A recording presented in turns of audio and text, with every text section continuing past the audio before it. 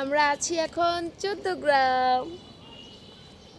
আমি আসছি আদিলদের বাসায়, যাচ্ছি মানে রোজার দিন ইফতারের হচ্ছে আর কিছুক্ষণ টাইম আছে, তো ছাদে আসছি হচ্ছে আপুর গাছগুলো দেখতে। আকসু মনে হচ্ছে রোজা নাই। আকসু কয়টা রোজা রাখছিলা? একটা।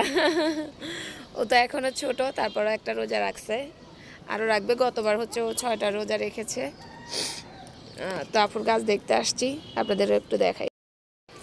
আপুর হচ্ছে এই গাঁদা ফুল গাছে ফুল ধরছে, কিছু মরতেছে। ওইদিকে একটা আছে।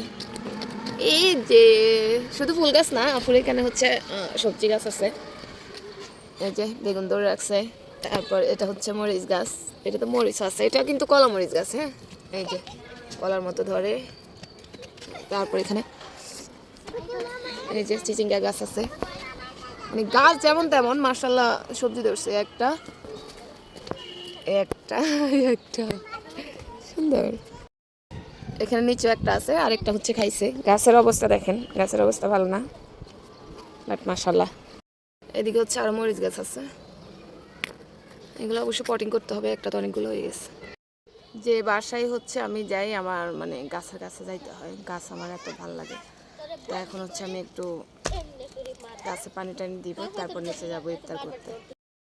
একসাথে 3টা গাছ হয়ে আছে, তো এখন হচ্ছে আমি এটাতে পটিং করে দিব।